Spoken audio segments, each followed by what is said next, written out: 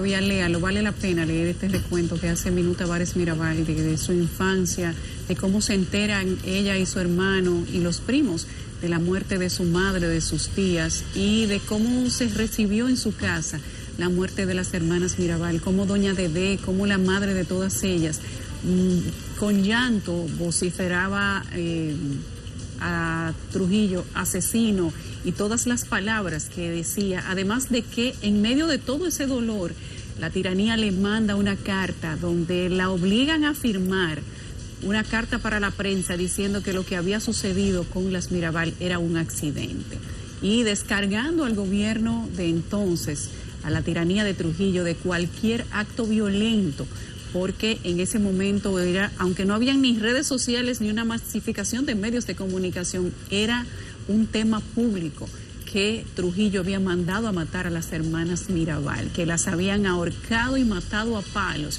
Y ella habla incluso de cómo Patria, que quedó viva aún después de todos los golpes que recibió, terminaron de matarla a palos, de cómo sería su vida si todas estuvieran vivas en este momento, serían octogenarias todas, y Patria tendría 94 años, dice Minú, y de cuán lejos habría llegado cada una de ellas, porque eran mujeres abanderadas de la democracia y dispuestas a pagar el precio, aunque no sabían tal vez cuál era, por la libertad de la República Dominicana, y por no solo que las mujeres tuvieran un sitio en la vida pública, sino porque todos tuviéramos una vida en libertad. Una carta muy bonita, mi abrazo desde aquí a nuestra amiga Minuta Vares Mirabal, una carta especial para el día de hoy, y qué bueno es escuchar, leer las palabras de Minú un día como este, 60 años de la muerte de las Mirabal, o del asesinato, mejor dicho, y hoy conmemoramos, tal como tú decías, el Día Mundial de la lucha contra la violencia hacia la mujer. Hoy tendremos entrevista especial con la Procuradora Fiscal para temas de violencia de género. Tenemos un trabajo especial que hizo Adis Burgos con el tema de los feminicidios, justamente para poner en contexto todo lo que sucede un día como hoy. Pero no solamente de eso, hoy, Nelson, se conoce en el Congreso la extensión del estado de emergencia que vencería este 1 de diciembre. Tenemos ya 251 días en estado de emergencia. Eso no se había visto nunca, pero estará escrito ahí en los anuales de la historia. Dicen que es anales, pero yo creo que por la belleza de la palabra yo prefiero decir los anuales de la historia. Y además el conocimiento del presupuesto general del Estado que se conoce hoy en la Cámara de Diputados. Vamos a hablar con economistas también al respecto de por qué hemos aumentado y cuál va a ser el resultado y las consecuencias, Nelson, del nivel de endeudamiento que exhibe República Dominicana en este momento. Quizás este año que viene va a ser un año muy interesante, un año para que la gente se apriete bien la correa, aprenda, si no sabe, a planificar su vida económica y también su vida laboral, porque se habla de que más de 400,000 personas podrían ir para la calle sin trabajo y además sin ayudas sociales. Bueno, importante programa para esta fecha, acontecimientos importantes, 60 aniversario del asesinato de las Mirabal, el presupuesto y el estado de emergencia en la agenda del Congreso. Vamos a ver el panorama completo a nivel de titulares. Andrés Bautista y Díaz Rúa, ambos imputados por sobornos de Odebrecht, cargan contra el ex procurador Rodríguez y el expresidente Medina. Díaz Rúa además asegura que el Ministerio Público sacó a Gonzalo Castillo del expediente. Deuda de la República Dominicana se dispara y alcanza el 66% del Producto Interno Bruto. Congreso de la República Dominicana conoce hoy el presupuesto para el año 2021 y el nuevo estado de emergencia. Sentencias por feminicidios evidencian sexismo y falta de conocimiento de los jueces en detrimento de las víctimas. Hoy conversamos con Adis Burgos, quien realizó un estudio a 100 sentencias de feminicidios. Hoy Día Mundial de la Lucha contra la Violencia hacia la Mujer, conversamos con la magistrada Ana Andrea Villacamacho, Procuradora Fiscal de Violencia de Género. Además, conversamos con Virtudes de la Rosa, directora del Instituto de Género de la Universidad Autónoma de Santo Domingo. pongamos en contexto la agenda informativa del país y les compartimos qué traen las primeras planas de todos los periódicos en compañía de nuestro compañero Francisco Medrano. Adelante, Francisco, buenos días. Hola, muy buenos días, Yulisa. Pues como adelantas, estaremos verificando qué muestran los periódicos que circulan en el territorio dominicano en la portada, en la primera página. Vamos a hacerlo con el periódico El Caribe, que tiene en su primera página que los cambios en la política exterior marcan los 100 días de gobierno del presidente Luis Abinader, que se desarrollaron en condiciones atípicas y en medio de un estado de emergencia debido a la pandemia del coronavirus. La fotografía principal muestra al presidente Luis Abinader y a la vicepresidenta Raquel Peña en el momento en que, como dice el título, los industriales premian a Celso Marrancini, a quien la Asociación de Industrias de la República Dominicana entregó el premio al mérito industrial por su constancia y compromiso con el sector. En la parte baja se ubica la segunda gráfica y el título dice que el PLD reconoce la institucionalidad de la Junta Central Electoral a través de una comisión encabezada por Andrés Navarro, que visitó al ente comicial y le solicitó su colaboración en la celebración del 9º Congreso de la organización. En fondo amarillo, El Caribe recoge declaraciones de Víctor Díaz Rúa, quien dijo que el pasado gobierno buscaba culpables favoritos en el caso Odebrecht, y Andrés Bautista también dijo que el gobierno de Danilo Medina armó un plan para evitar ser implicado. El siguiente llamado en la portada de este impreso anuncia que el presidente Abinader presenta plan contra la violencia hacia la mujer, con la creación de un cuerpo especializado para enfrentar la violencia contra la mujer. Pues otra información señala que la Embajada Dominicana honrará a las Mirabal en París. Además, El Caribe remarca que esta temporada ciclónica es la más activa en 40 años, pues a la fecha se han formado más de 30 tormentas tropicales, cuando los meteorólogos esperaban 20 o 25. Miramos ahora el Diario Libre, que nos muestra en su portada el siguiente titular: la deuda pública se dispara y llega al 66% del PIB. La Dirección de Crédito Público informa que ya asciende a 51.945.3 millones de dólares, aunque los economistas dicen que no ven riesgo de cesación de pago. La foto principal corresponde a otra actividad que presidió ayer el presidente Luis Abinader, y destaca Juan Luis, embajador de Marca País. Es que el cantautor fue nombrado embajador honorífico de la Marca País, lanzó 2 videos auspiciados por el MITUR y el sector privado que resaltan los principales destinos vacacionales como parte de una campaña del turismo. Este impreso también sigue el juicio a los acusados de recibir sobornos y recoge declaraciones de Andrés Bautista, quien dice que usaron el poder para acusarlo en el caso Odebrecht. Además, remarca que la Cámara de Diputados conoce hoy el presupuesto y la solicitud de extensión del estado de emergencia. Pues una información de interés en el tema de los accidentes de tránsito es que comienzan la ampliación y rehabilitación de la autopista Duarte. En ocasión de la efeméride de este día, el Diario Libre recoge la carta de Minú Tavares Mirabal, quien dice: la impunidad impidió hacer justicia. Vamos a ver ahora el contenido en la portada del periódico Listín Diario, que titula en su página principal que el COVID contagia a varios maestros. Es que según la ADP se registran docentes infectados en escuelas, liceos de el Gran Santo Domingo. Pues la intensa agenda pública del primer mandatario nacional sigue copando las portadas de los periódicos. En este caso, el Listín titula la fotografía principal informando que Abinader entrega al director de ese medio, Miguel Franjul, el Premio Nacional del Periodismo 2020. Más abajo trae otra fotografía del presidente de la República junto al cantautor Juan Luis Guerra, quien lanza una producción exclusiva junto al Ministerio de Turismo y el sector privado para fortalecer la marca país. En la parte derecha de su portada, el Listín subraya: la Barrick destaca sus aportes a la economía. Miremos ahora el Nuevo Diario. Vamos a ver inmediatamente su página principal. Dice que el CES se reúne hoy y mañana para adecuar su composición. Y es que de conformidad a la ley número 142-05 y su reglamento 291-20, a propósito de que tiene por delante el compromiso de discutir sobre los pactos de electricidad y el pacto fiscal. Bueno, pues la gráfica principal también corresponde al acto del presidente Luis Abinader junto al cantautor dominicano Juan Luis Guerra, y el título dice que Abinader pondera los medios al entregar premio a Miguel Franjul y que la música de Juan Luis será la marca país. En un cintillo de informaciones, el Nuevo Diario destaca el fallecimiento del destacado profesional de la medicina, Dionisio Soldevila.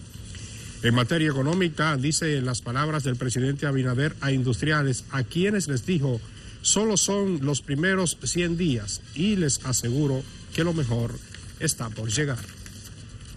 Vamos a ver ahora qué tienen los periódicos también en su agenda en el día de hoy para cobertura noticiosa. A las 9 de la mañana, gremios de enfermería tienen una rueda de prensa en el local del CENUS, en la calle Juan Erazo, en el sector de Villa Juana, en el Distrito Nacional. A las 10 hay rueda de prensa del Ministerio de Salud Pública. También a las 10 de la mañana el presidente Abinader participará en el acto de conmemoración del Día Internacional de la Eliminación de la Violencia contra la Mujer. Esto será en el Museo de las Hermanas Mirabal, provincia Hermanas Mirabal. Allá se desarrollará una extensa agenda del mandatario. A las 10 hay una rueda de prensa de la Asociación de Medianos y Pequeños Empresarios de Santiago y la Unión de Comerciantes e Industriales de Santo Domingo. Esto será en el restaurante Don Manolo, Avenida Independencia. A las 10 hay una inauguración de un centro comunal y 2 iglesias en Tierra Nueva, en Jimaní, provincia Independencia, hacia la frontera de nuestro país. A las 4 de la tarde, el Comité Político del Partido de la Liberación Dominicana se reúne en la Casa Nacional en la Avenida Independencia. También a las 4 de la tarde hay un seminario del Instituto Dominicano para la Calidad. Esto será en el Hotel Dominican Fiesta. Bueno, pues aquí andan las informaciones de los periódicos que circulan en el país y también las actividades en agenda para el día de hoy. Yulisa, retorno contigo. Gracias, Francisco, que tengas un buen día. Igual. Por lo menos hoy no amaneció lloviendo y según Gloria Ceballos, la directora de meteorología, hoy será el último día de lluvias constantes. Pero veamos al que más sabe de eso, Jim Suriel.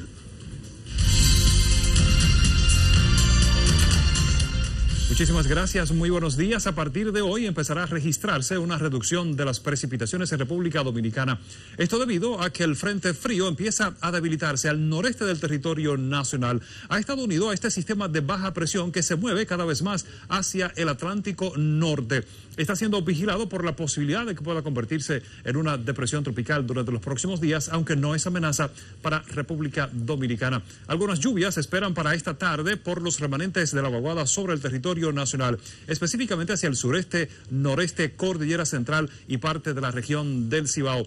También desde esta noche empezará a llegar aire más frío ubicado al norte de la región del Caribe y dejado por este frente frío que también está transitando al norte de nuestra zona de pronóstico. Temperaturas muy frescas durante las próximas noches. Estas han sido las informaciones del tiempo. Regreso con ustedes.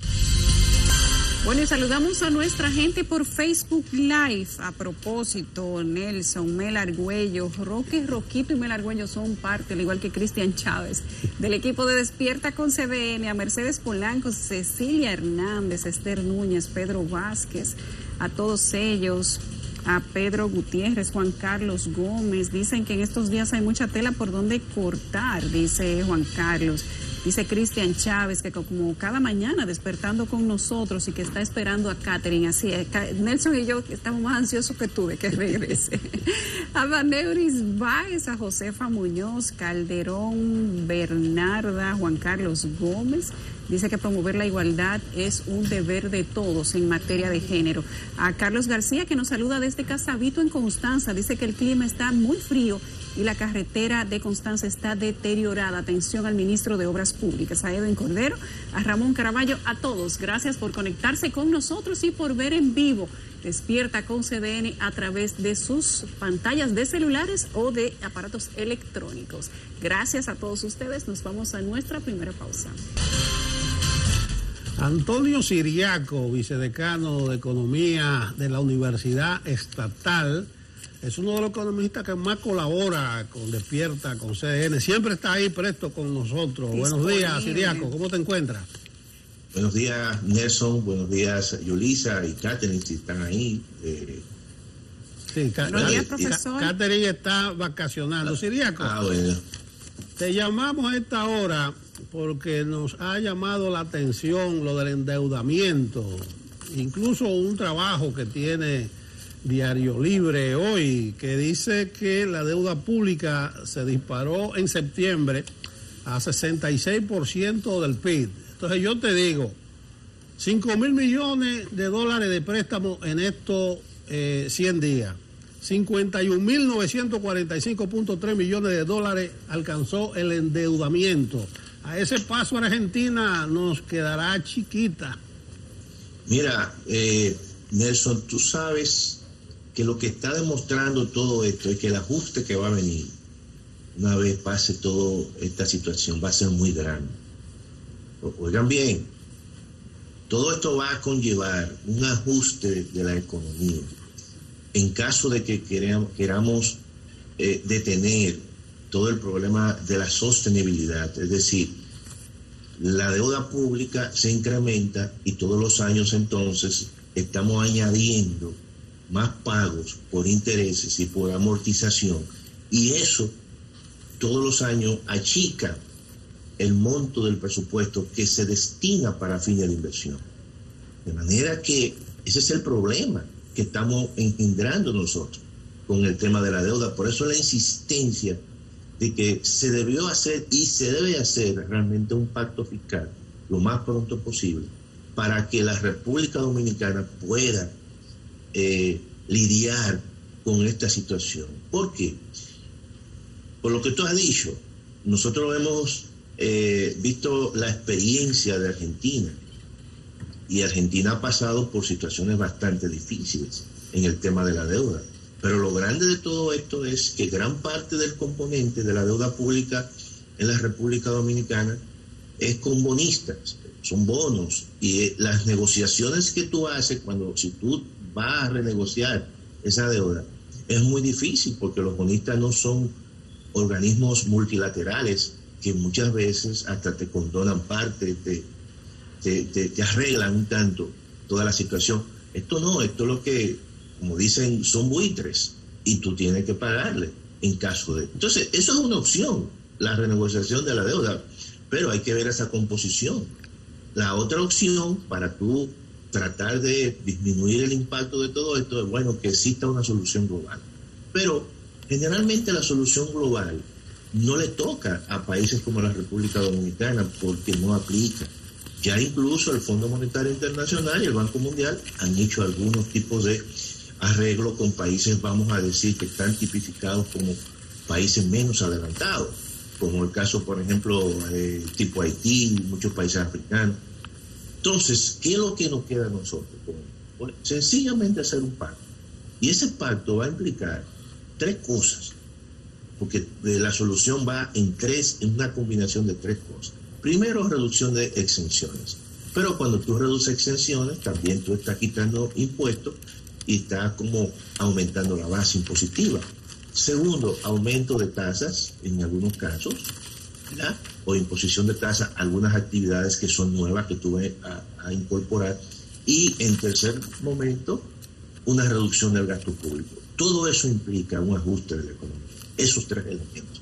Y en la medida que tú te vas endeudando a ese ritmo de crecimiento, porque estamos hablando de un ritmo de crecimiento que prácticamente te duplica y casi es 3 veces el ritmo de crecimiento de la economía, tomando en consideración que la economía está y terminará con un crecimiento negativo Siriaco. y que el PIB se ha achicado. Siriaco, hablamos hoy de haber llegado al 66% del Producto Interno Bruto en lo contabilizado hasta septiembre. O sea que los préstamos que se han tomado de septiembre hacia acá, que son creo que 4, no están calculados en ese monto.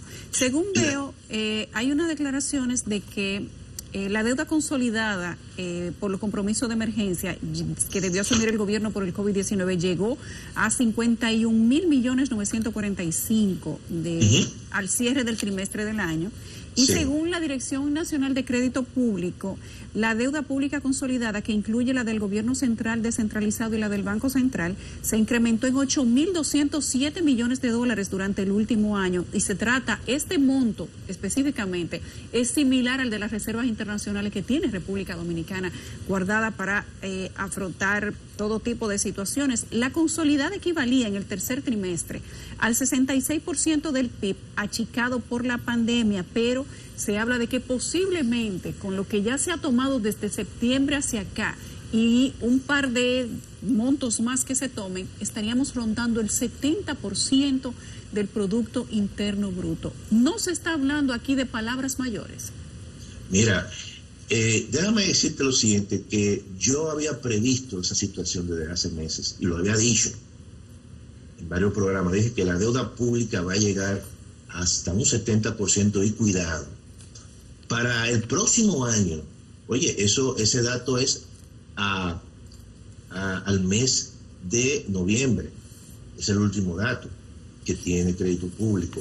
Y déjame decirte lo siguiente. Para el próximo año, la deuda solamente del gobierno central, sin incluir para el próximo año, incluso ya haciendo la proyección del presupuesto del 2021, va a ser de 59 puntos y algo del Producto Interno Bruto. Si tú le sumas a ese 59% del PIB la deuda del Banco Central, que es alrededor de casi un 11% del PIB, estamos ya hablando de un poquito más de un 70%.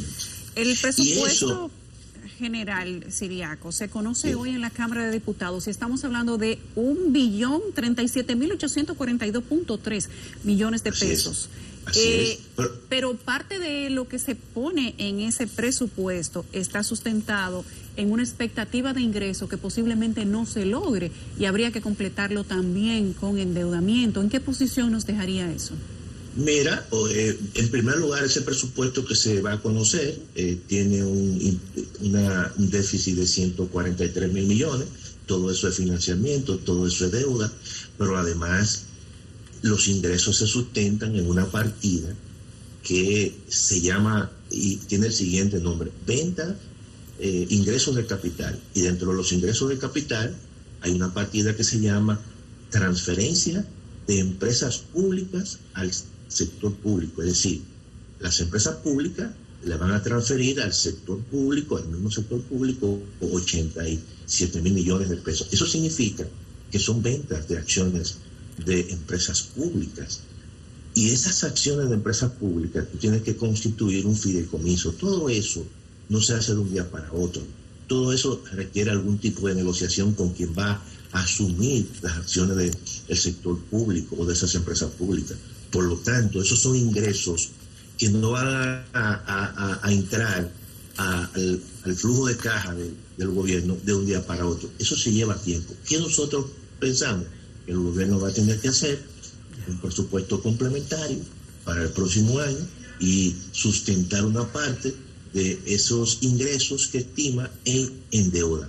La otra opción es, perdón Nelson, achicar un poco más el gasto público, disminuir el gasto público, y eso implica en estas circunstancias que la gente demanda más recursos, más programas sociales, entonces eso puede traer dificultad con un sector importante de la población. Sí, tremendo problema, porque en diciembre supuestamente terminarán los planes de emergencia y el gobierno tiene una línea agresivísima de inversiones. Siriaco, mira, ayer anunciaron 2.500 millones para la autopista Duarte, se va a hacer y que la circunvalación de los Alcarrizos. Los alcarrizos se fundaron en el siglo XVIII, es decir, que esa circulación puede esperar. Hay otras obras que tienen, claro, inversión privada, como la avenida del Ámbar, pero se anunciaron 2 puentes sobre los AMA, uno el año que viene. Vamos a seguir hablando de eso en los próximos días, Siriaco, porque la situación es preocupante. Gracias por siempre estar a mano. Siempre.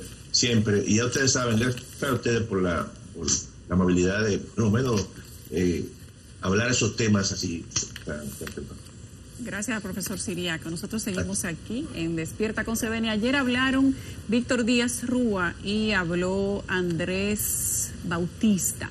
Ambos pues tienen un discurso tal vez no tan creativo. Todos se han ido por el camino de enfilarle los cañones al expresidente de la República y al ex procurador Rodríguez.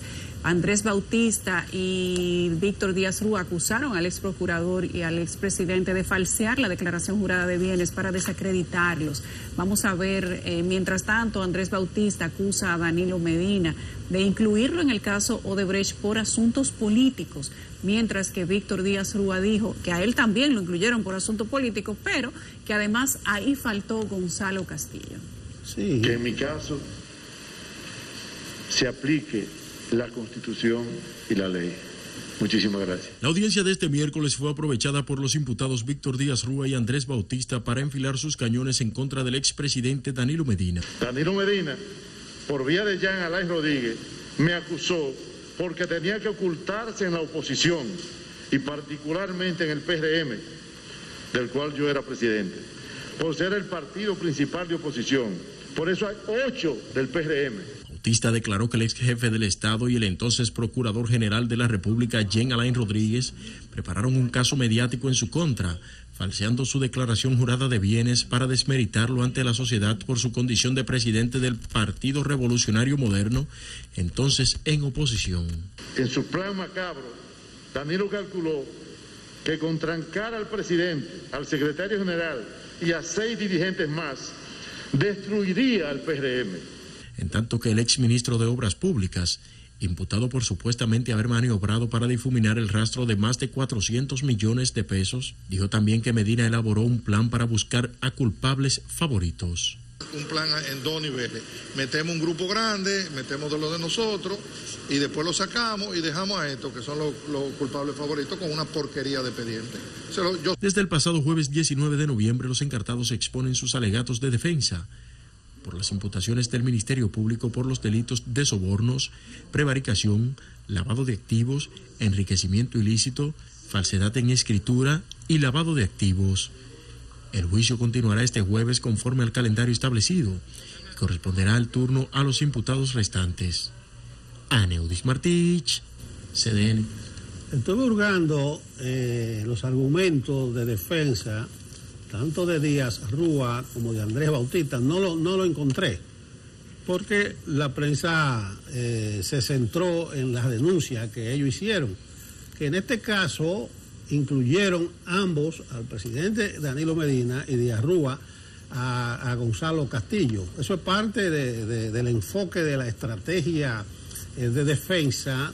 No sé qué dijeron, reitero, sobre sus expedientes, aunque ayer que tuvimos aquí al abogado de Rondón, él explicó parte de los alegatos, tanto de Díaz Rúa como de Andrés Bautista, para defender a su cliente, en el sentido de que se acusa de soborno, pero que en el caso de Rondón no hay ninguna transferencia a Díaz Rúa y Andrés Bautista, y que solo unos $900,000 que aparecen de Rondón a Díaz Rúa es la compra de un apartamento, y no recuerdo qué otro concepto, un apartamento de $600,000, tremendo apartamento. Pero como ustedes ven, cada barra de la defensa tiene sus alegatos y tiene su enfoque. En este caso, lo de Andrés Bautista, creo que es correcto irse por la parte de un plan contra el PRM, porque era la oposición en ese momento. Si ustedes se dan cuenta, fueron muchos los dirigentes del PRM que fueron incluidos en el primer paquete de 14.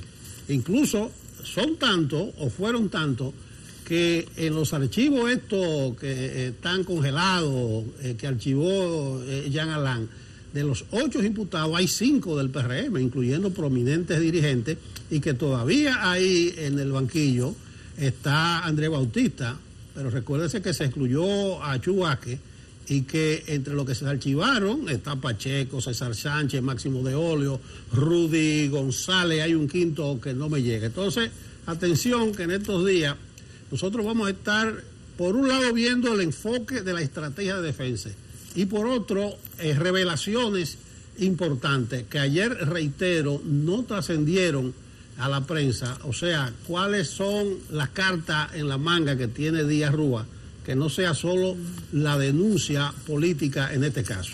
Tú sabes que una de las declaraciones más esperadas por mucha gente era la de Díaz Rúa. Se esperaba que él dijera cosas más contundentes. Fuera de la de Rondón, la de Díaz Rúa quizás era la que más cosas tendría que decir, porque en medio de esas declaraciones, la de Tacla, las de el mismo Vasconcelos, las de otros, la de Mascarenas da Silva, que fue una declaración quizás muy fuerte, se habla de que supuestamente el señor Díaz Rúa se habría ido de manera directa con Odebrecht y que habría negociado sus asuntos. Esto es algo que dicen los delatores y que lo establece el expediente del Ministerio Público.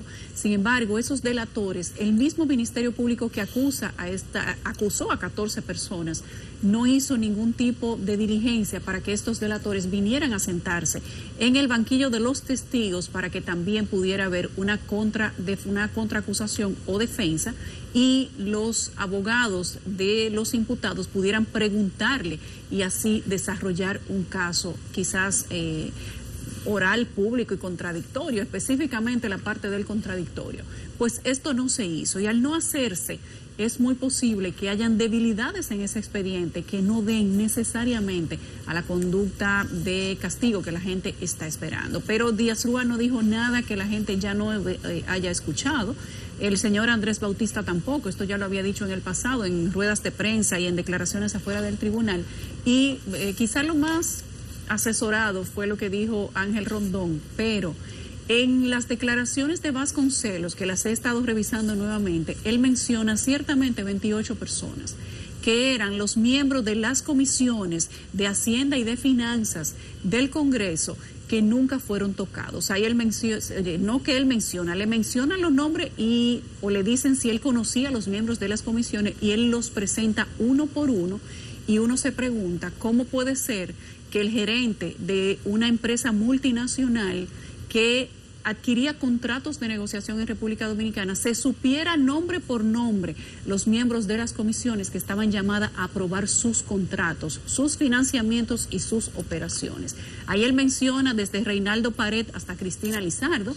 Sin embargo, ninguna de estas personas fueron vinculadas o mencionadas o al menos incluidas en el expediente para ser investigados. Pero vamos a ver si en un segundo expediente quizás se amplía lo dicho por los delatores y vamos a ver de qué manera, Nelson, salen los abogados de la defensa a flote y el Ministerio Público también con una acusación como esta, la que la misma magistrada Miriam Germán, hoy procuradora, dijo que era sumamente floja.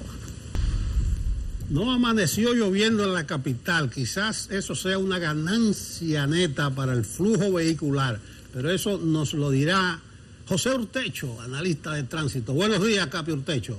Gracias, don Nelson. Un saludo al equipo y vamos de inmediato al tránsito en la ciudad de Santo Domingo. Atentos a lo que transite en la avenida John F. Kennedy desde el kilómetro 9 de la autopista Duarte hacia la López de Vega. Más temprano hubo un vehículo averiado en el elevado y ha generado este fuerte congestionamiento en dirección oeste, que inicia en el kilómetro 9 y se extiende hasta este punto.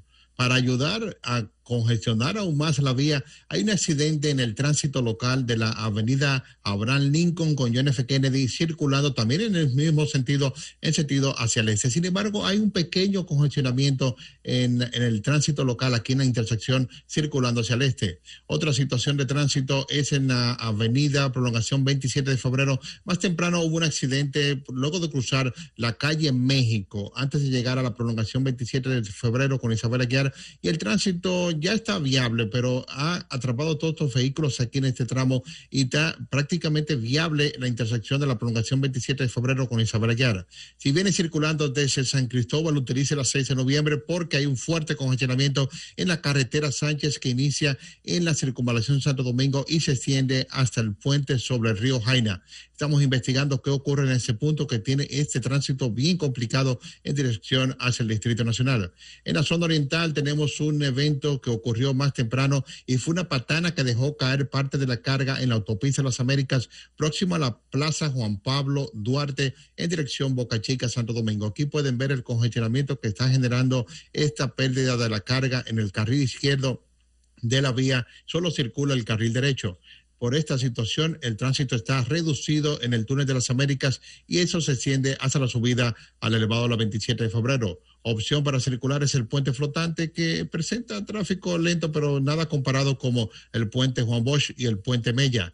En el polígono central, en este momento presenta tráfico viable la avenida López de Vega, Tiradentes, Abraham Lincoln, no al Winston Churchill, algo más cargada en dirección norte-sur a su llegada a la Rafael Augusto Sánchez.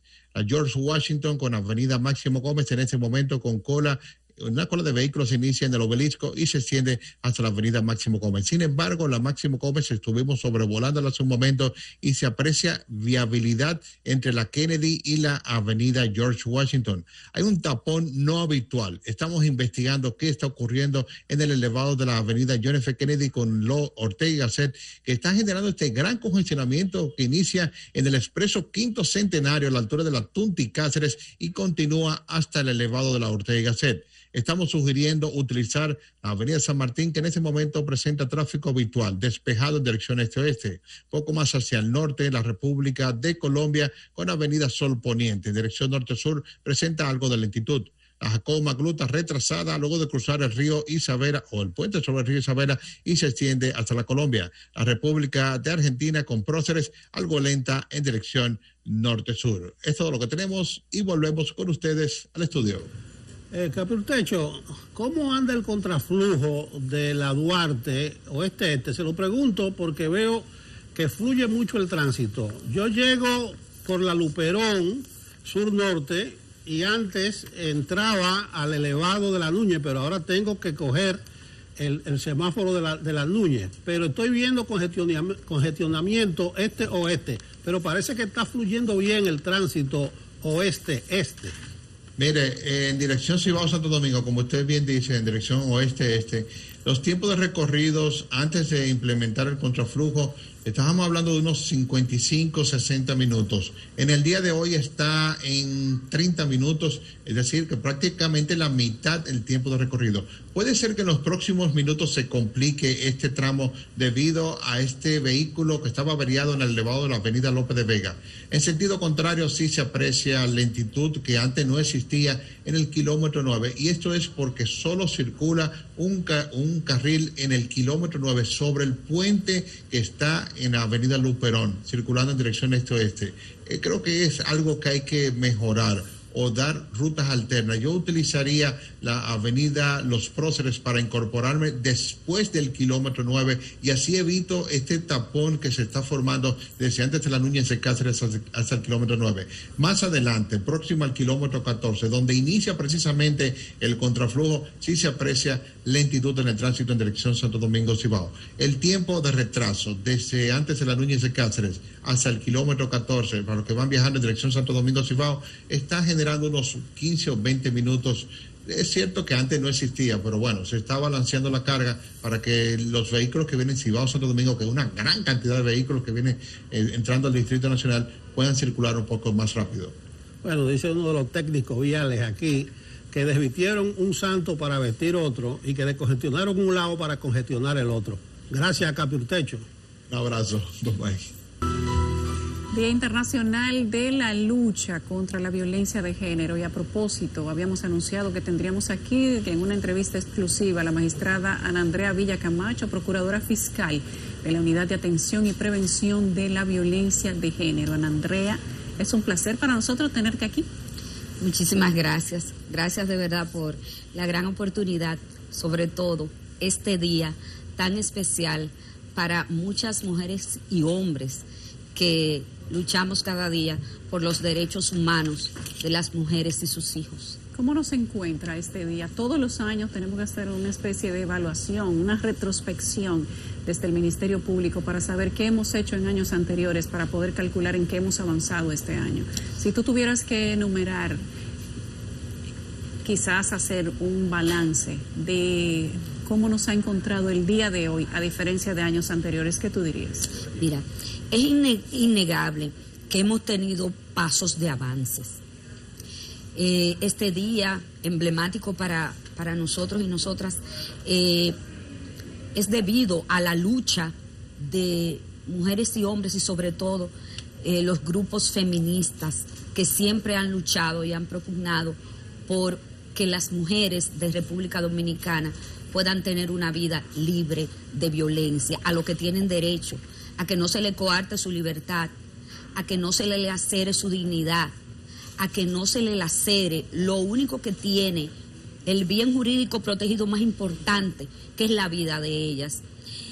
Y hemos caminado mucho, podemos decir que tenemos una ley 2497, ley de violencia contra la mujer o intrafamiliar, que pone nombre y apellido a la violencia en todas sus formas y que por supuesto estamos abocados en este momento en una transformación de esta ley, porque hemos visto que desde el 97 que fue promulgada han pasado, la vida ha cambiado, la forma de ver la vida ha cambiado, la forma de violentar del hombre agresor ha cambiado. Y cuando hablo de hombre agresor, no digo que todos los hombres son agresores, aclaro, los hombres que maltratan y ejercen abuso de cualquier tipo sobre la mujer. Nos encuentra con muchos retos, con avances, porque negar los avances sería muy mezquino. Nos encuentra con retos todavía, con muchas oportunidades de mejora, pero nos encuentra también en un momento histórico donde es decisiva, primero, una legislación integral para sancionar y erradicar la violencia y perseguir la violencia hacia las mujeres. Nos encuentra en este escenario, pero nos encuentra también en un escenario sumamente estratégico para los cambios que se necesitan desde todos los estamentos del Estado para poder dar una respuesta y combatir la violencia. ¿Por qué hablo de los estamentos del Estado, queridos amigos? Porque la gente tiene quizás la percepción de que el problema de la violencia solo es competencia del Ministerio Público. ¿Y qué va a hacer el Ministerio Público?, me preguntaba un periodista, con esto que está pasando. Y yo le preguntaba al periodista, perfecto, ¿y usted qué va a hacer? El sistema integral de protección a una víctima y de persecución lo conforman el Ministerio Público, que es el que persigue el delito y investiga y procura una sanción ante los jueces. Está el Poder Judicial como parte integral de esta respuesta. Está el Ministerio de la Mujer, con los refugios de casa de acogida, con sus políticas de prevención y también con abogadas que, coordinadas con el Ministerio Público, pueden representar a la mujer que no tiene abogado para ser representada. La Policía Nacional también juega un papel en este proceso de coordinación integral para la protección. Salud pública, educación, el mismo sector privado, los medios de comunicación y todos y todas. Entonces, hay una percepción errada que el sistema es solo el Ministerio Público. La violencia contra las mujeres es una pandemia. Ahora nosotros estamos bregando, las mujeres, con dos pandemias, el COVID y la pandemia de la violencia. Pero no quiero terminar la cita sin que se sepa que la violencia es un problema de Estado, es un problema país, donde el que cree que no tiene responsabilidad, sí la tiene. La tenemos todos. Y la solución a cambiar esto, y que necesitamos un cambio urgente, es de todos y todas, no es solo del Ministerio Público. A propósito de la pandemia, Alicia Bárcena, la directora ejecutiva de la CEPAL, en un comunicado ayer habló de la pandemia en la sombra, la violencia de género contra mujeres y niñas. Magistrada Ana Andrea, recientemente, hace pocos días, el Ministerio Público les prohibió a ustedes levantar actas de compromiso sin tomar en consideración antecedentes violentos y el nivel de riesgo de cada hombre agresor. ¿Cómo ustedes miden el nivel de riesgo? Sí, mire, muy buena pregunta. El pasado domingo, la señora Procuradora General de la República instruyó al Ministerio Público acerca de la violencia feminicida y en su escrito, donde está inclusive sustentado en los convenios internacionales, la Convención Belén do Pará, la Ley 133 que nos rige y también la normativa procesal penal, nos da señales de alertas claras que pueden indicar la peligrosidad de un individuo que ha agredido o ha violado la Ley 2497. Algunas solo por mencionarle. Esta persona que agrede, que tiene multiplicidad de denuncias, que ha agredido a una pareja en Dajabón, que ha agredido a una pareja en Higüey y que se mudó de pueblo y sigue agrediendo otras parejas, o que a esa misma pareja le haya agredido en otras ocasiones. El que porte arma de fuego, legal o no, es un indicador claro de un riesgo de violencia feminicida. Y aclaro que la violencia feminicida, según Marcela Lagarde, una feminista mexicana que escribe mucho acerca del tema y fue de las pioneras en el concepto, habla de que es la violencia más extrema. No hablamos de una violencia solo física.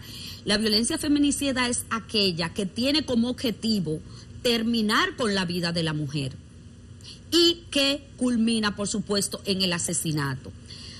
Conscientes de que la violencia feminicida es un crimen de odio con el fin de desaparecer físicamente a la mujer y causar un daño grave o lesiones permanentes como el ácido del diablo, mutilación de alguno de sus miembros, etcétera.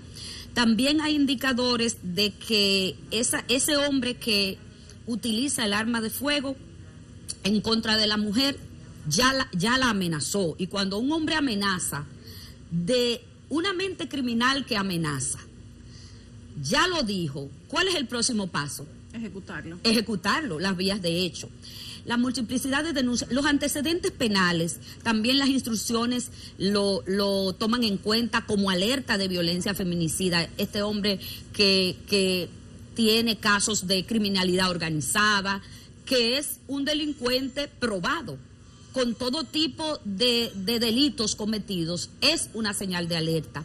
El hombre que viola, el hombre agresor, aclaro, que viola la orden de protección, que agrede a la mujer delante de sus hijos, que además de agredirla físicamente, la obliga a sostener relaciones sexuales, que consume alcohol y droga. Y no es que el hombre es agresor porque consume alcohol y droga, pero es un detonante. También esas amenazas de muerte constante, ese decirle a la mujer muchas veces, mira, no te preocupes, que ese anuncio que sale en la televisión, tú vas a ser la próxima. Ese discurso o esa sentencia de que tú eres mía o de nadie, esa posesión, esa persecución que él tiene, que se presenta al trabajo, que le dice que ella tiene algún tipo de relación con el jefe, que la persigue, que le hackea las redes sociales, que le manda fotos de dónde ella está. Mira, tú estás en este sitio, yo te estoy persiguiendo. Que le pone GPS o dispositivos a sus vehículos para saber dónde ella está. Son muchas señales de alerta que, por supuesto, y hay una muy importante en materia de violencia feminicida. Es cuando se llega a la vía de hecho y no logra ejecutarlo y bueno, daña el cuerpo de la víctima o lacera el cuerpo de la víctima en signos vitales como el cuello, la muñeca, el estómago, el tórax, hay muchas señales. Entonces, ante estas señales de amenaza de muerte, de que ha agredido otra pareja, que tiene otros casos por violencia de género, que no maneja su ira, evidentemente no podemos hablar que se va a realizar un acta de compromiso. Pero ustedes preguntarán, ¿y qué es un acta de compromiso? El Ministerio Público en materia de violencia de género decide los casos de 3 maneras. Primero, judicializa el caso cuando el caso, por supuesto, tiene los méritos de la investigación para presentarlo ante un juez. Archiva el caso, que es la excepción, y también levanta un acta de compromiso. ¿Por qué levantar un acta de compromiso? Y la Procuraduría lo habla muy claro en las instrucciones. Hay casos, pueden existir casos que no son casos, o pueden existir casos que no son realmente una violencia, ni agravada ni leve, sino un conflicto de pareja. Como nosotros somos conscientes que la violencia no se concilia, es una alternativa a esos casos donde no existe riesgo vital para la víctima, donde no existe una violencia comprobada, donde no existe una violencia feminicida. Se le da la salida, para no llenar los tribunales, por supuesto, de estos casos, de un acta de compromiso. Pero esa acta de compromiso, que tiene sus pautas para aplicarla o no, y que los fiscales tienen conocimiento de ello, pues se realiza donde la persona que está denunciada se compromete a cumplir con la orden de alejamiento, a no lesionar ni maltratar por ninguna vía a la persona que ha denunciado, y se somete a cualquiera de los centros de intervención conductual para hombres a recibir terapia psicológica para el cambio de conducta, de una conducta violenta, de una masculinidad violenta hacia una cultura de paz. Magistrada, entonces, pero en algunos casos, algunos hombres violentos se han manifestado incluso dentro de la misma fiscalía y han logrado, digamos que, engañar a los fiscales. Hombres que no se declaran como violentos terminan matando mujeres, y otros que dicen abiertamente que son violentos también terminan haciéndolo, aunque no necesariamente el hecho de que lo digan es una sentencia de muerte. Algunos lo cumplen y otros no. ¿Cómo los fiscales pueden tener quizás la visión de saber en cuáles casos establecen una orden de alejamiento, un acta de compromiso, saber que la mujer no corre peligro de muerte? Hemos visto casos recientes donde se han hecho actas de compromiso y las mujeres han terminado muertas y se han convertido en escándalos. Pero tienen los fiscales, que por cierto, en el caso del Edén se acusó de responsabilidad a la fiscal que hizo esa acta de compromiso, porque el hombre habló dentro de la misma fiscalía. ¿Hay algún tipo de señal que el fiscal pueda determinar o olerlo, olfatearlo, establecer quizás la premisa de que si no hace algo en el instante, la mujer va a terminar perjudicada o va a terminar muerta? ¿Hasta dónde llega el brazo de la fiscalía? Sí, en los casos que han sido horrorosos, horrendos, y que han lesionado no solo la familia, sino la sociedad, están siendo investigados por el área correspondiente, que es Inspectoría del Ministerio Público. Si existió negligencia o no, si se violaron los protocolos de atención, ya ese departamento lo va a determinar y va a tomar una decisión.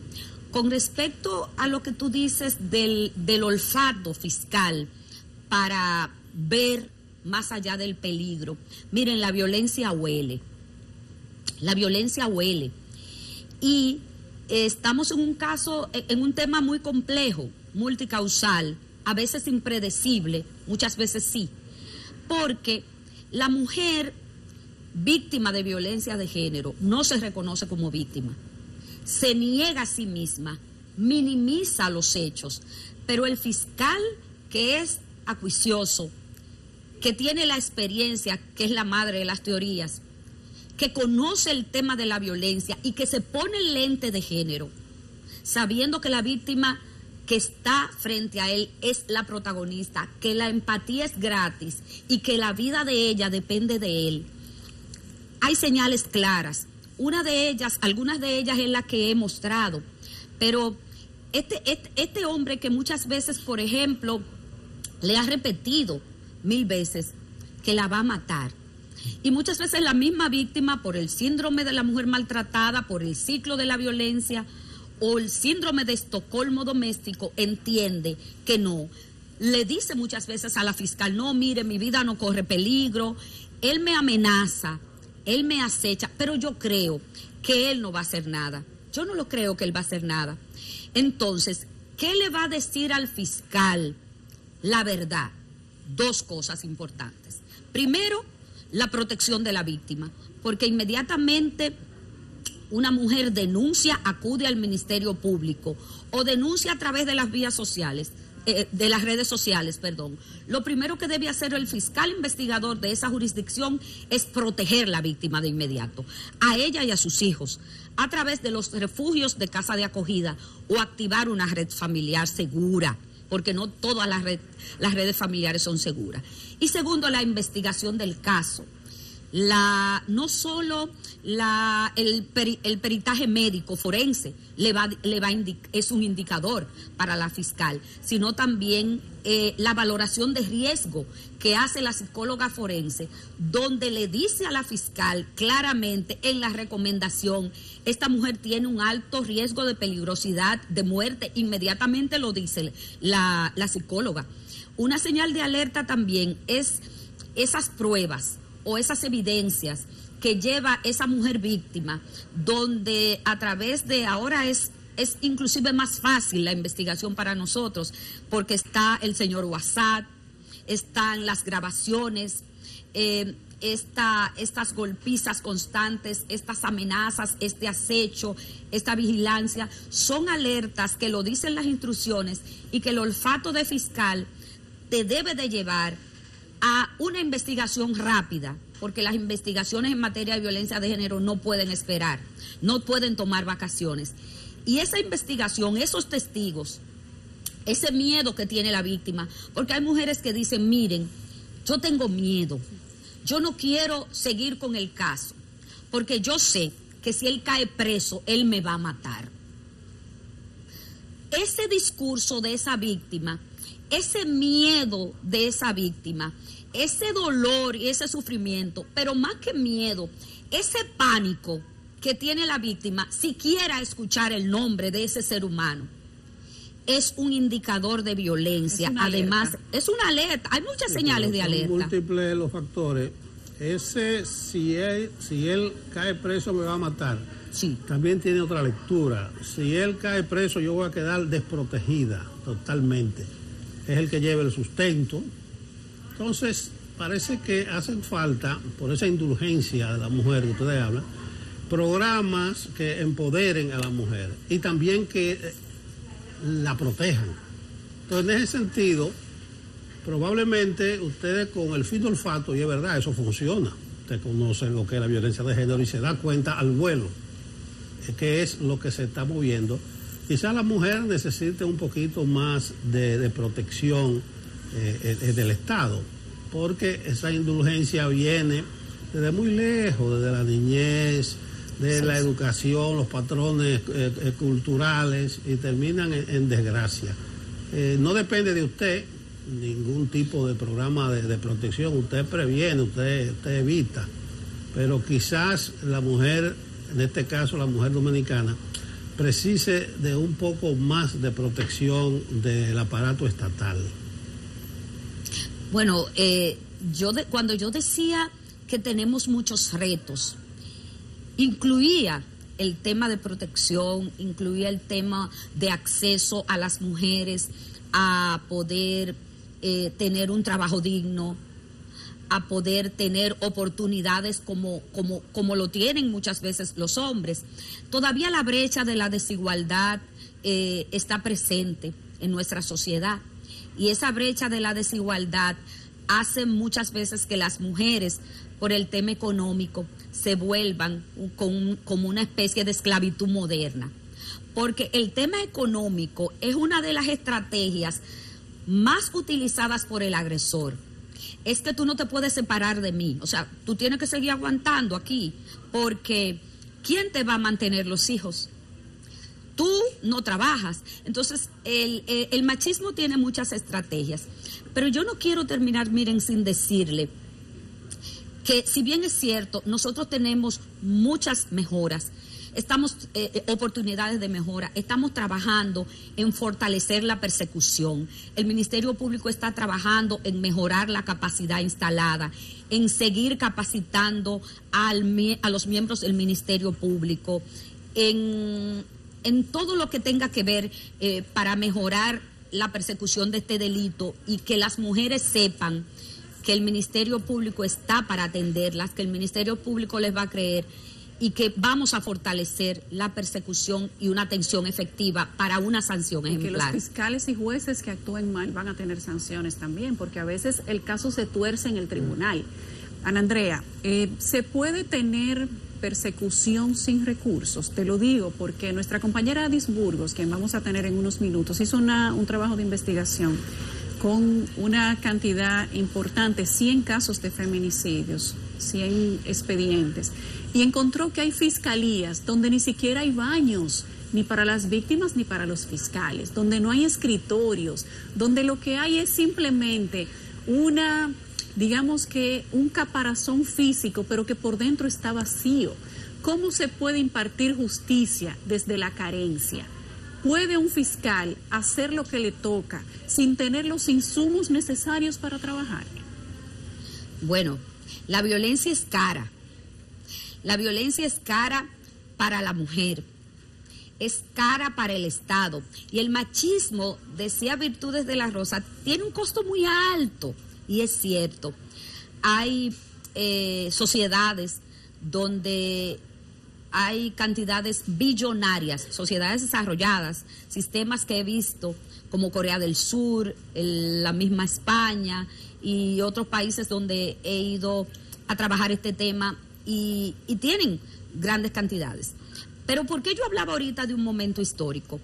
Porque esta realidad, esta violencia al desnudo que se da sobre todo en los días de noviembre, nos indica que debemos de cambiar la forma, que haciendo lo mismo no obtenemos resultados diferentes, pero sí tenemos la firme esperanza y la firme convicción de que aún en momentos de crisis, porque nadie se llama engaño, estamos en un momento de crisis, también sabemos que desde el Estado se van a destinar los recursos protegidos para poder hacer una verdadera persecución.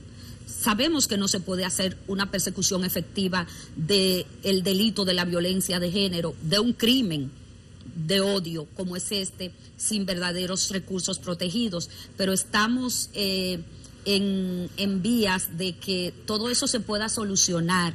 Estamos trabajando 24/7 para dignificar los espacios, para mejorar la capacidad instalada. Vi que le rebajaron el 40% de los recursos en el presupuesto al Ministerio Público. ¿No va a impactar eso al tema de violencia de género?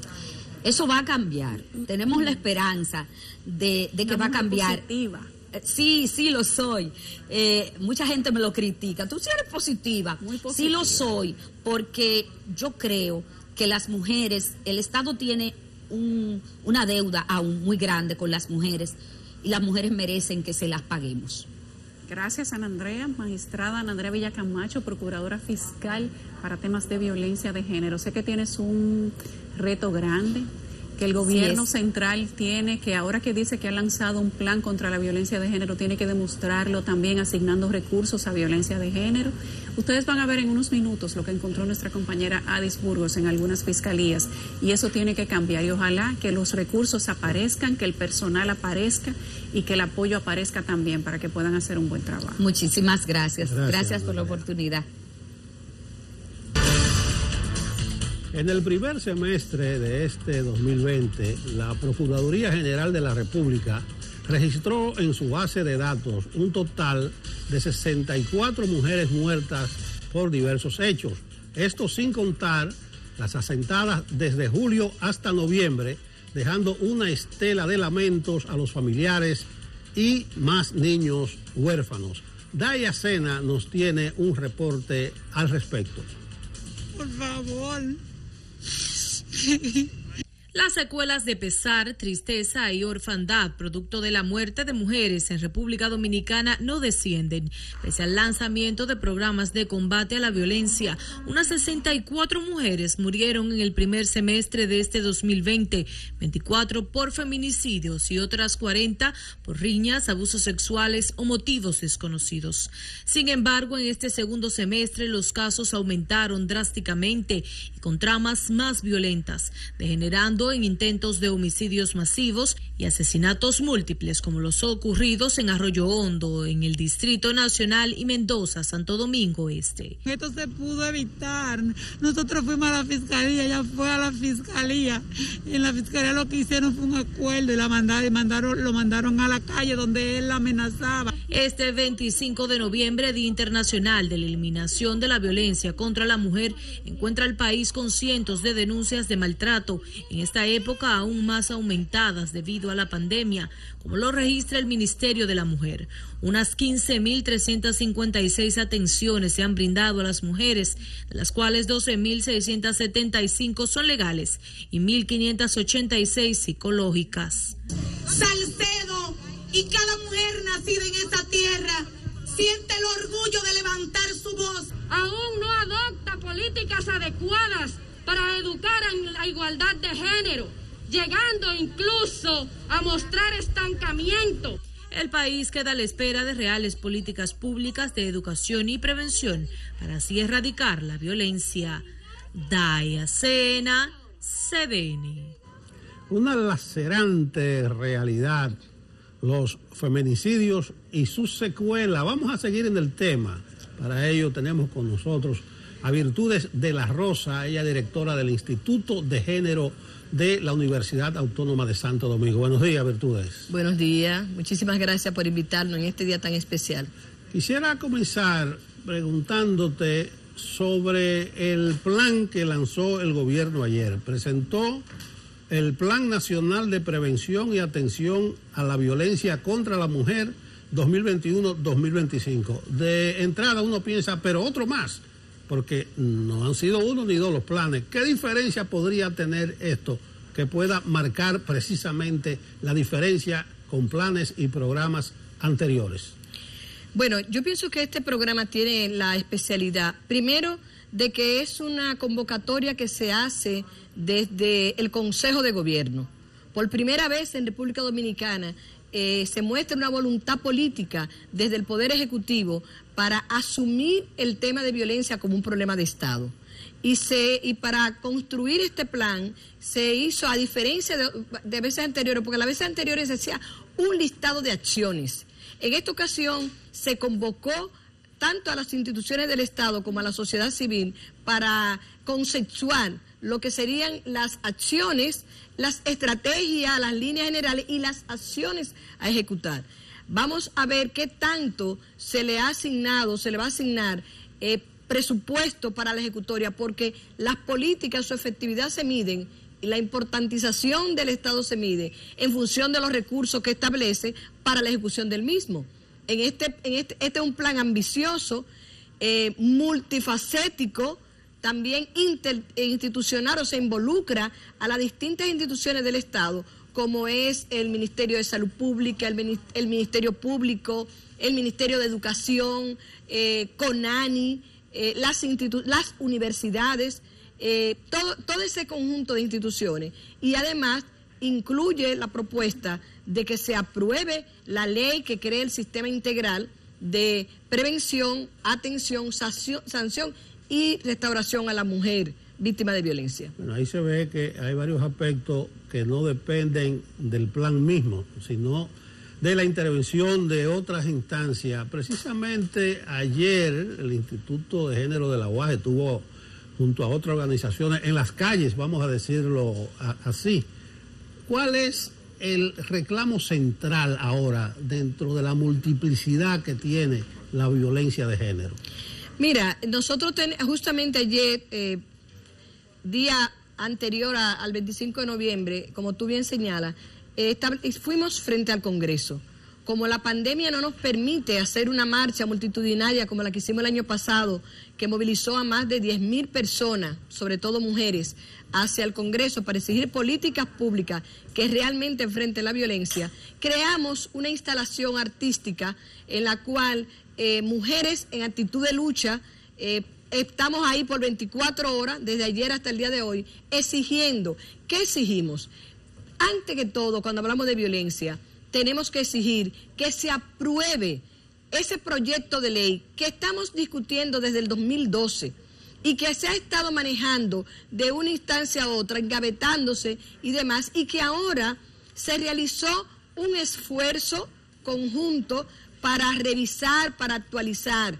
Ese consenso se realizó igual que el plan, involucrando a distintas instancias del Estado e instituciones de la sociedad civil para asegurarnos que sea un plan realmente, una ley que realmente valore e integre el elemento de la prevención, de la atención, de la sanción a las mujeres que sean víctimas de violencia. Entonces, ese es el primer elemento, que se apruebe esa ley, porque esa ley va a permitir que se pueda abordar de manera integral el tema de la violencia a las mujeres. Tenemos múltiples violencias.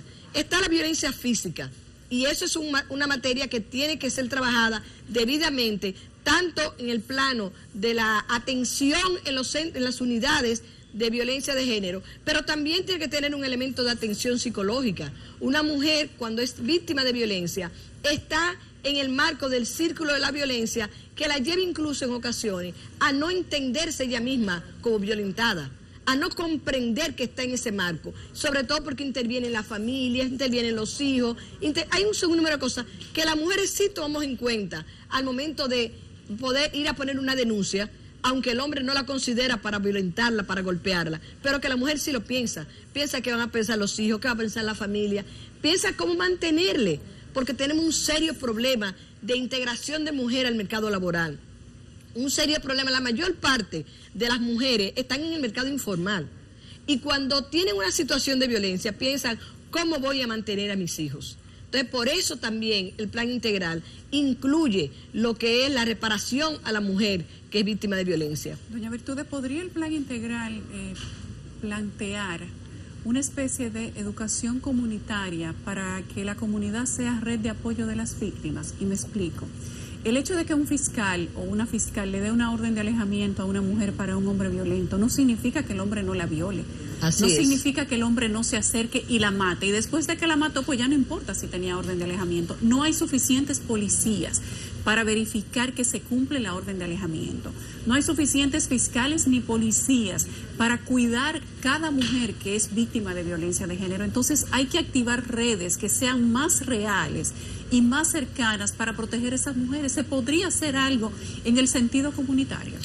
En el plan que se presentó el día de ayer están incluidas las redes de apoyo, está incluida la integración de la comunidad, está incluida el desarrollo de procesos educativos, tanto en el sistema formal como a través de los medios de comunicación, a través del quehacer con las organizaciones. De hecho, nosotros desde la sociedad civil tenemos redes de apoyo, pero lógicamente hasta donde pueden llegar las instituciones de la sociedad civil es muy limitado.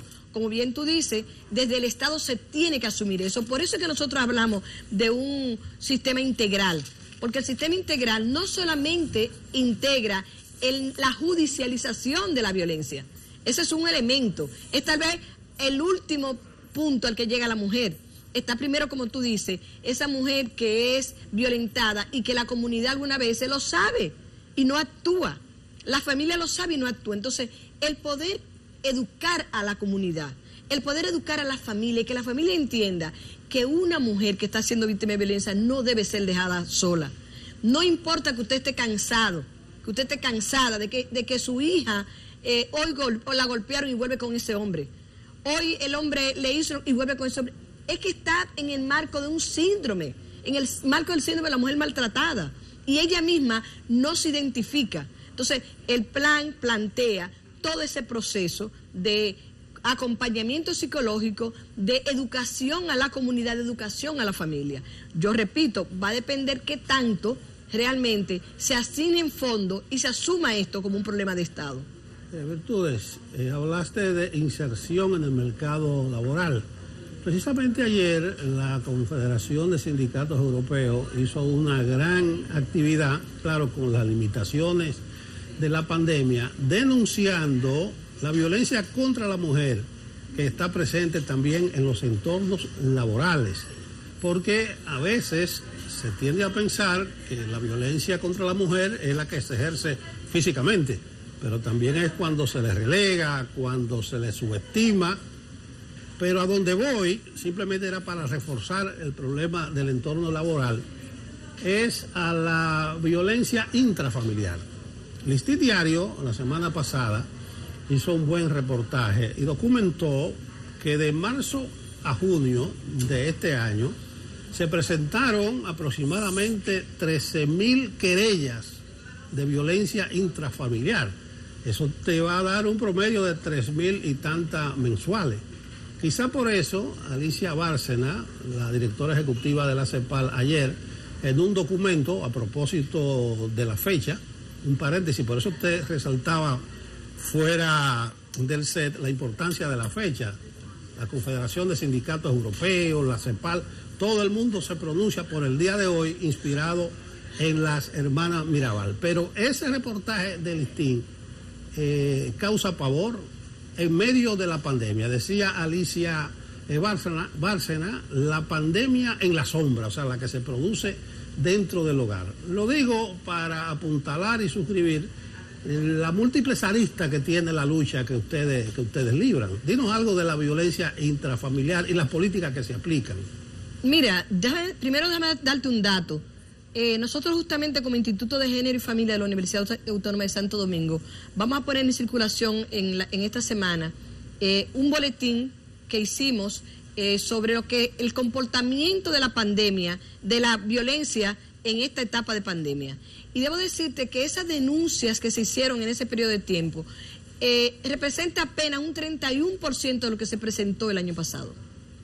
O sea, que por la pandemia no es que se redujo la violencia, es por eso se llama la violencia, la pandemia de la sombra. Es que muchas mujeres no pudieron ir a poner sus querellas. Lo primero es que hubo un momento, una etapa en la cual las unidades de atención estuvieron cerradas, en la cual no hubo la línea de atención del Ministerio de la Mujer estuvo cerrada. O sea que no se entendía que eso eran servicios esenciales, que igual que el coronavirus estaba matando personas en general, la violencia de género mata mujeres. La violencia de género crea situaciones, como bien tú dices, psicológicas, que es lo mismo casi que matar a una mujer en términos físicos. Entonces, ese problema de la violencia intrafamiliar se acrecentó durante la pandemia. Y se acrecentó porque la misma situación del coronavirus creaba una tensión nueva. Hombres encerrados, si tú te das cuenta, la mayor parte de los hombres, de las personas que fueron, que son todavía detenidas por violar el toque de queda, son hombres. ¿Por qué? Porque nosotros educamos a los hombres para que sean de la calle. Nosotros educamos a los hombres para que no estén, nosotros expulsamos a los niños para la calle, vete a jugar para afuera, no hacia las niñas. Entonces, esa construcción de una masculinidad que le hace entender al hombre que es de la calle y la mujer de la casa, creaba nuevas tensiones en el hogar. Y eso, sumado a todo lo anterior, llevó a que hubiese un aumento de la violencia. Nosotros, para nuestro estudio, no solamente nos basamos en lo que son las denuncias que se presentaron en la Procuraduría, sino que entrevistamos a especialistas, psicólogas, tanto de la unidad de atención de violencia como que ejercen la psicología de manera privada, y lo que nos mostraban era un cuadro de mucho mayor violencia al interior de la familia, tanto hacia las mujeres como hacia las niñas y niños, que también es otro elemento que hay que tomar en cuenta en la violencia intrafamiliar. Finalmente, Virtudes, el televidente no puede apreciar ni leer la inscripción del teacher Vida, Salud y Dignidad en el 60 aniversario del asesinato de las Mirabal. ¿Por qué se inspiran ustedes en esos 3 conceptos? Mira, son 3 conceptos porque está en juego la vida de la mujer a través del feminicidio, pero también a través de que se le obligue a seguir hacia adelante con un embarazo que muchas veces pone en peligro su vida, que muchas veces es un embarazo fruto de una violación.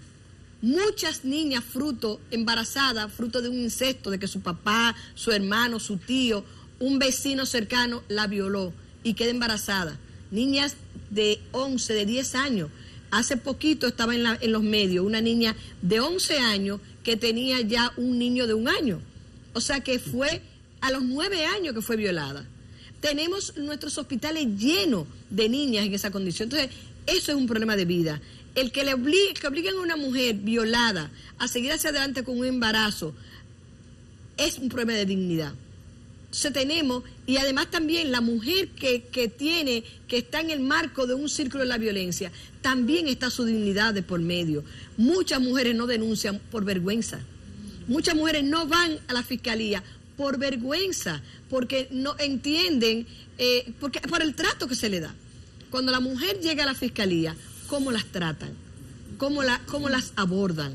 Ya su vida pasa a ser una vida pública, porque tiene que contarlo todo. Recuérdense que con un abogado defendiendo al agresor, muchas veces colocado por el mismo sistema, porque el sistema le aporta un abogado al violador o al que no tiene quien lo defienda, pero la mujer no tiene abogado, tiene que buscar uno, o una institución que las apoye. O sea, son muchas aristas que tiene este problema de la violencia contra la mujer y en donde están involucradas su vida, su dignidad y sus derechos. Bueno, Virtudes finaliza llenando de contenido esas 3 expresiones: vida, salud y dignidad. Gracias a Virtudes de la Rosa, directora de la Unidad de Género de la UAS, en esta fecha tan especial, 25 de noviembre. Gracias de nuevo. Gracias a ustedes por tocar el tema. Al inicio de Despierta con CDN hablamos de un trabajo que hizo nuestra compañera Adis Burgos, donde evidenciaba que solo un 7% de los jueces evidencia capacitación en temas de violencia de género, y eso es solo uno de los hallazgos del estudio a 100 sentencias de feminicidios ocurridos en el país para evaluar la aplicación de justicia. Un trabajo que presentó Adis con el equipo de investigación de Desclasificados. Tenemos a Adis aquí en nuestro estudio justamente para que nos hable de qué encontró en esa investigación a propósito de que hoy es el Día Internacional de la Lucha contra la Violencia de Género. Adis, querida, bienvenida.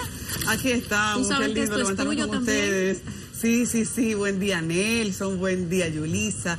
Qué día que nos hace como tocar fondo con la cara más sucia de la sociedad y con los hallazgos que uno ve sobre este tema, pero qué bueno porque también unifica criterios de diferentes sectores que uno espera que ahora puedan sacar un mejor resultado cuando tienen todo sobre la mesa. Sí. Pues les cuento que esta investigación de 100 sentencias sobre feminicidios de República Dominicana es muy valiosa, porque muchas veces nosotros vemos el hecho y la gente se traumatiza con el hecho, pero no sabe qué ocurrió un tiempo después. Entre algunos de los hallazgos, es muy dramático decir que tanto desde los abogados hasta los fiscales, cuando instrumentan e investigan un caso, y los jueces, no hay una concatenación de hechos que apuntan a que se trató de un abuso de género para presentar ante la justicia un hecho grave, ¿A qué nos referimos? Solo un 4% de los abogados, un 5% de los jueces y un 5% de los fiscales tenía un lenguaje de género cuando hizo su trabajo.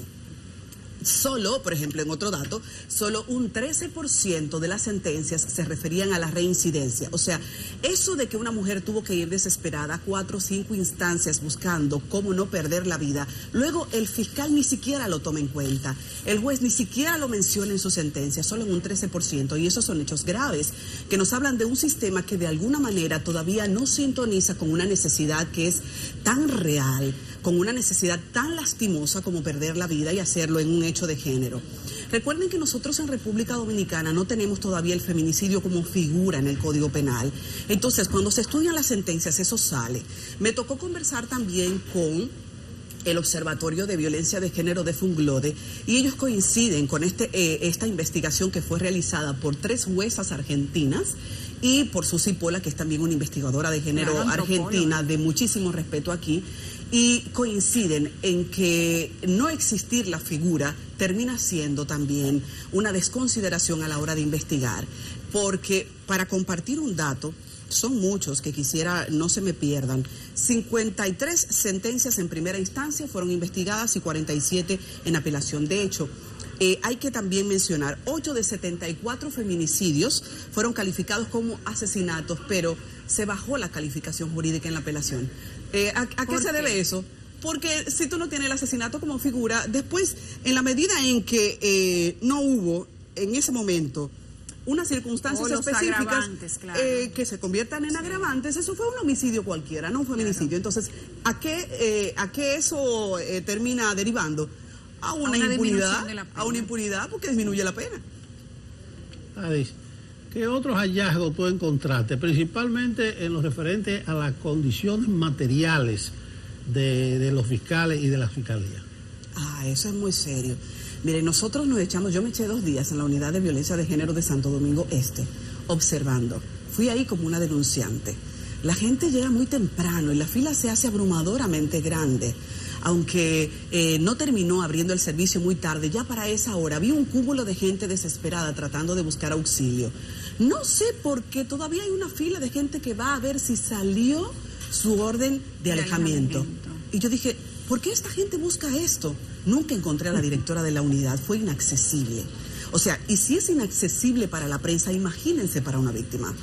Es una unidad en donde un cuadro en el que este estudio es gigante frente a ese espacio, tiene la mitad llena de materiales de construcción, pero así ha estado por meses.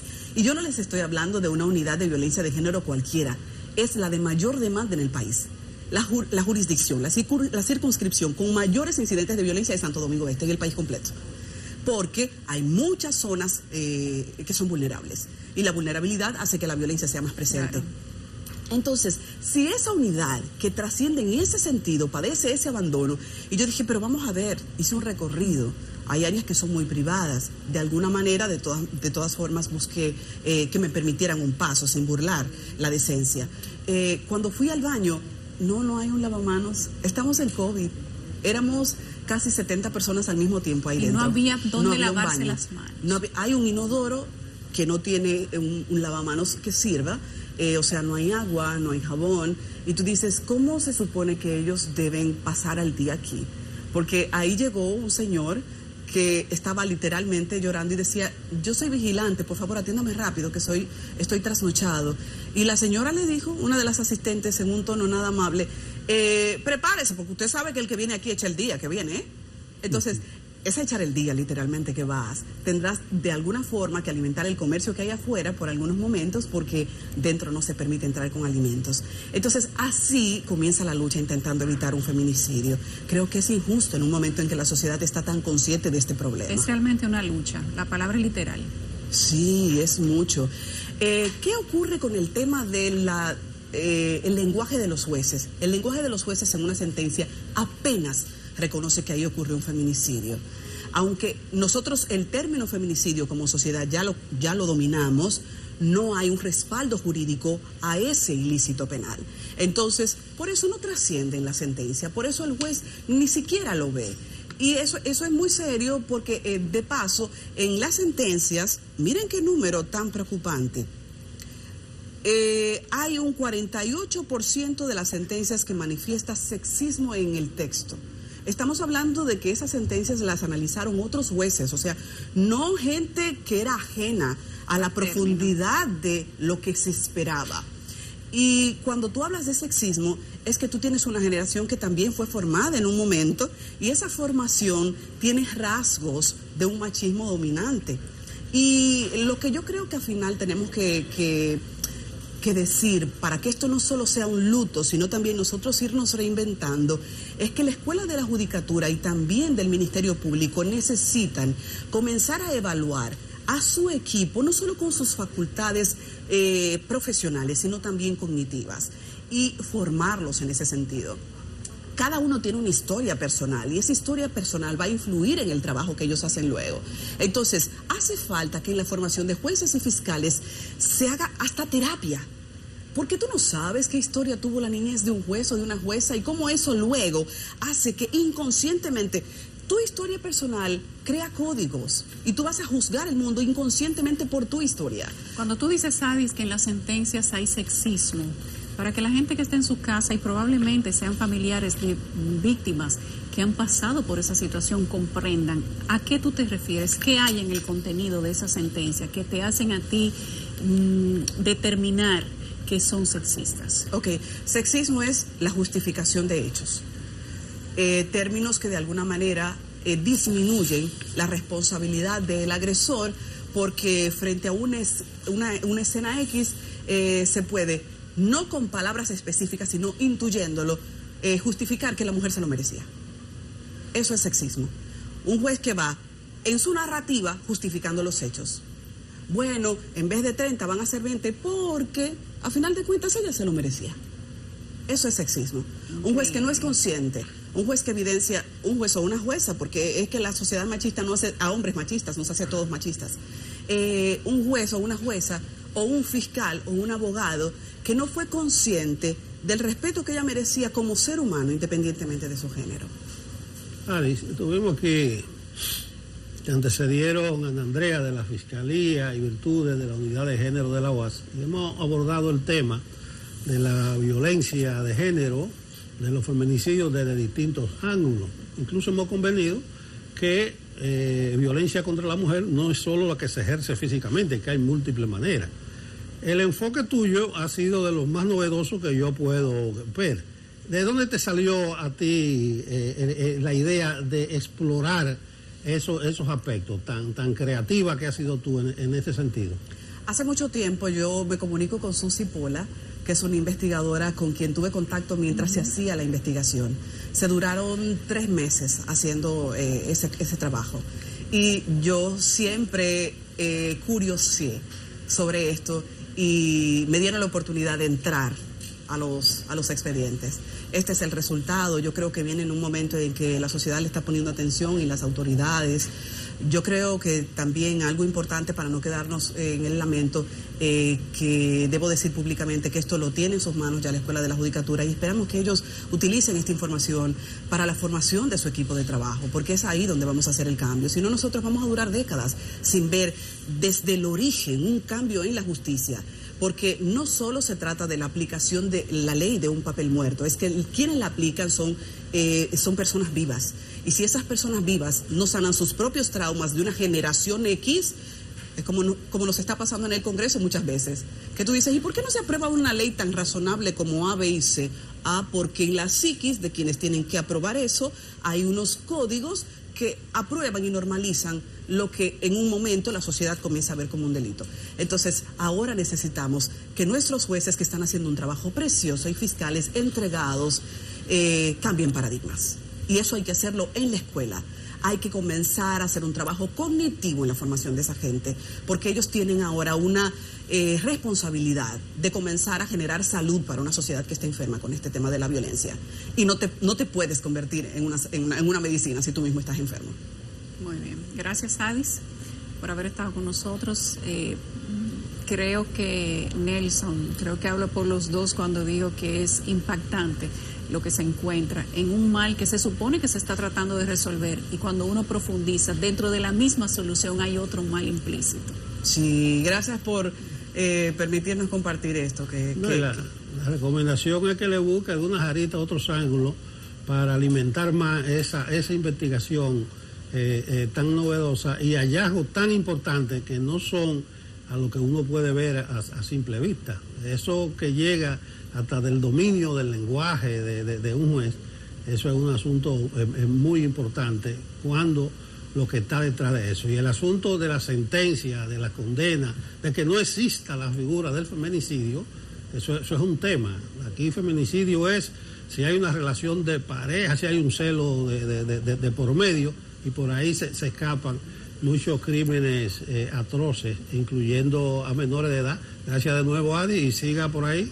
Siga para adelante. Yo sigo descodificándote los lunes a ti. Todos aquí te descodificamos y te damos el mention. Gracias por el apoyo. Gracias por el apoyo. Ese es el programa de investigación de ADI los lunes por aquí. Bueno, hasta mañana salió un decreto ahí de varios embajadores, incluyendo el de Juan Bolívar Díaz Santana, embajador dominicano en el Reino Unido de España.